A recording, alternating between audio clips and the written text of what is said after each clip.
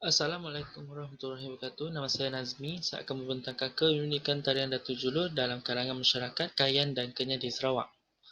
Okey, saya akan mewakili kumpulan saya iaitu untuk pemandangan ini.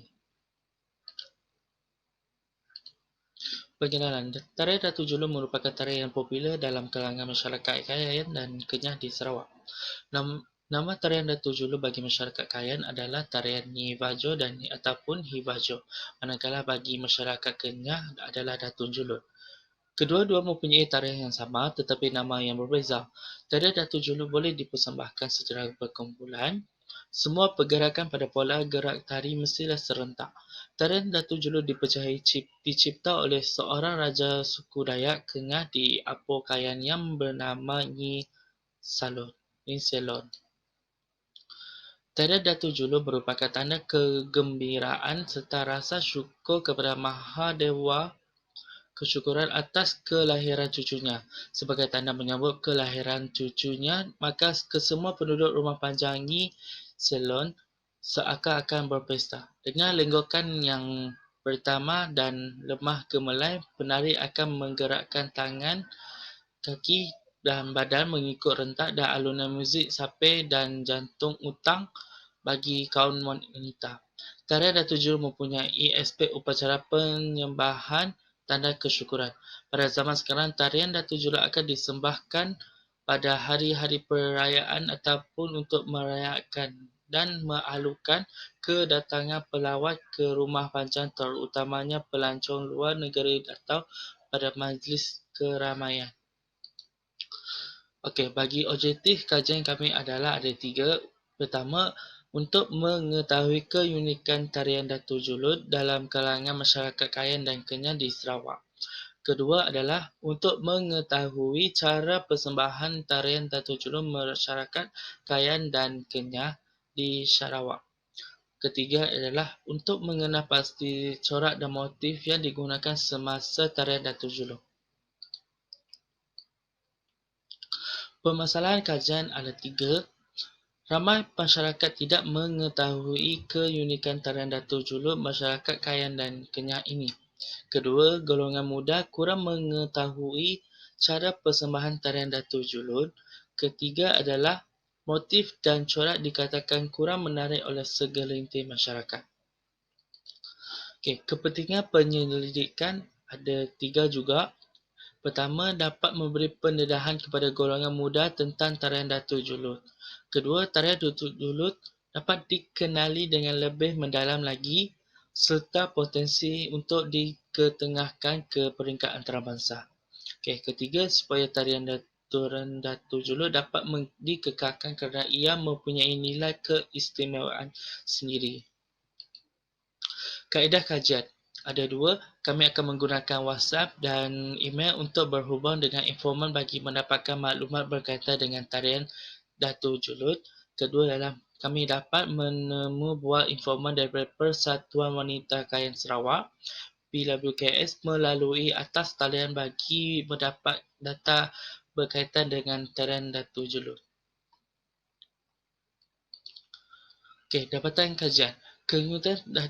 Keunikan tarian Datuk Julud pertama adalah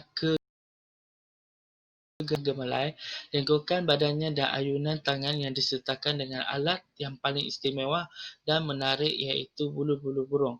Bulu-bulu burung dipasang di celah-celah jari kedua-dua belah tangan penari wanita yang seakan meniru burung-burung sedang berterbangan bebas. Alat muzik yang mengiringi tarian Datuk Julud adalah sape, iaitu sejenis alat muzik yang dipetik. Pergerakan Datuk Julud harus mengikut rentak muzik sape yang dimainkan. Jika sape itu berentak perlahan, maka ayunan tangan dan pergerakan badan penari juga mestilah bergerak perlahan. Gerak atau cara persembahan. Julud dalam bahasa Kenyah adalah barisan, manakala Datun bermaksud tarian. Maka Datun Julud membawa maksud tarian yang dikaitkan dalam barisan. Tarian ini ditarikkan dalam kumpulan di mana seorang ketua akan berada di hadapan sekumpulan penari dan beliau akan memulakan pergerakan yang akan diikuti oleh penari-penari lain. Selain itu, pergerakan yang dicipta oleh agat sepan membolehkan penari mengubah pergerakan kaki dan tangan pada bila-bila masa sahaja. Penari akan menarik tarian Datu Julu secara berkelompok mengikut konsep tarian kelompok. Jika persembahannya dilakukan di rumah panjang, kebiasaannya penari akan mengelilingi ruai ketua kampung dan seluruh rumah panjang. Cara persembahan juga dengan menghentakkan kaki dan ke kiri dan ke kanan dan diulang-ulang sambil menyanyi dan bertepuk tangan.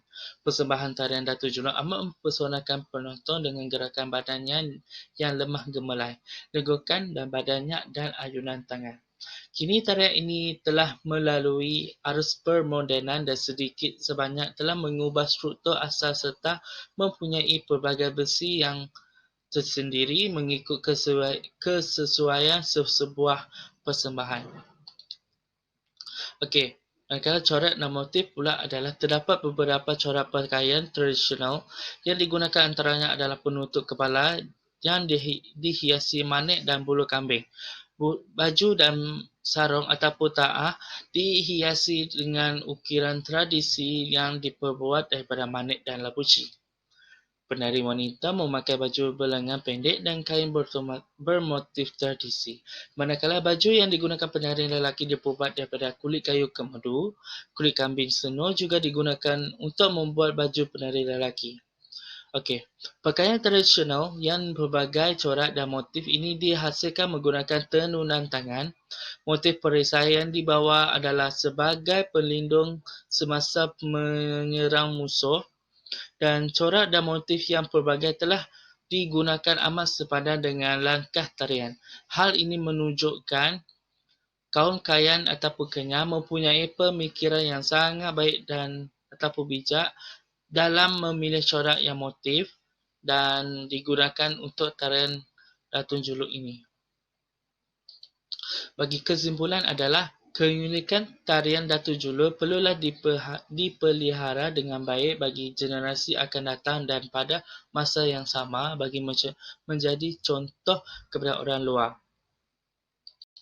Generasi kini mestilah menjaga tarian Datu Julu ini untuk mengekalkan budaya dan tradisi ini supaya dapat dikecapi oleh generasi yang akan datang. Ini adalah lampiran kami. Kami telah menempuh bual antara melalui WhatsApp iaitu saudari Josephine Teni David dan kami akan menghubung informan melalui email dari Persatuan Wanita Kayan Sarawak PWKS. Ini adalah juga gambar-gambar dari persatuan yang mempersembahkan tarian Datu Julu. Ini adalah sedikit video dari Persatuan Kayan Wanita. Beliau telah mempersembahkan di Hotel Magita sempena perayaan Hari Gawai.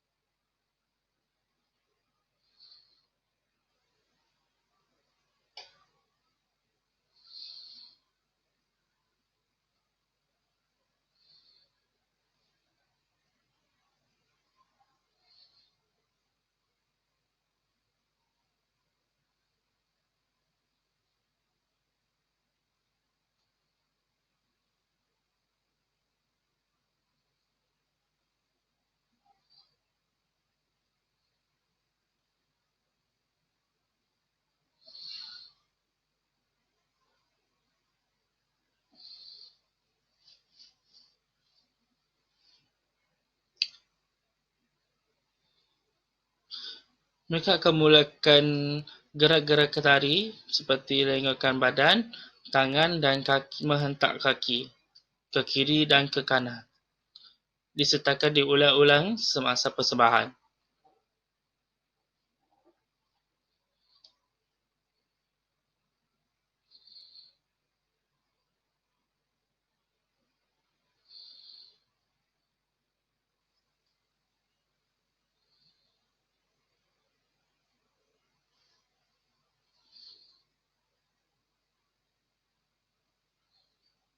Seperti kita tahu, mereka mempunyai bulu-bulu burung di bahagian tangan mereka.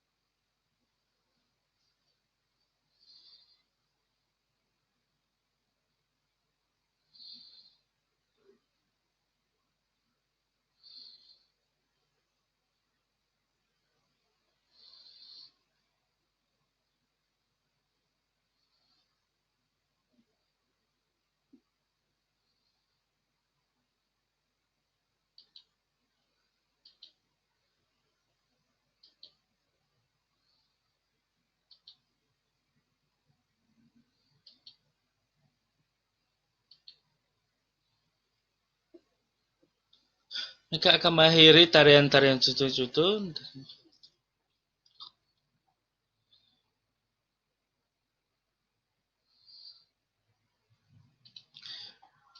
Ini saja dari pembatangan saya hari ini. Sekian, terima kasih.